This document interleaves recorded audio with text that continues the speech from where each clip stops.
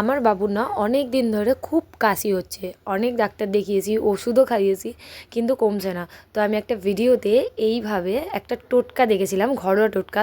তো এটা খাওয়ানোর পরে নাকি বমি করে, বমি করলে কফগুলো বেরিয়ে যায়। তো যার জন্য আমি সেইভাবে ভিডিওটা দেখার পরে তো আমি এরকমভাবে খাইয়ে দেখলাম।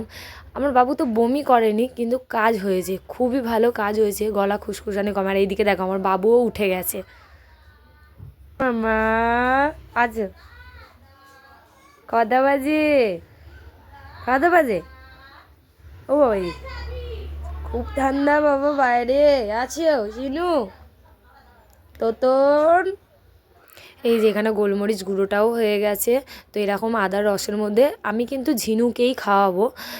দেখিয়েছে এটা হচ্ছে কি চামচে, মানে চামচটাকে গরম করে নিয়ে খাওয়ানো। তো চামচটা কিন্তু গরমটা তো খাওয়ানো যাবে না, তো যার জন্য এরকম ঝিনুকে করে ঢেলে নিয়ে আমি ওকে খাইয়েছিলাম। আর খাওয়ানোর পরে খুব ভালো রেজাল্ট হয়েছে, তোমরাও ঘরে ট্রাই করতে পারো।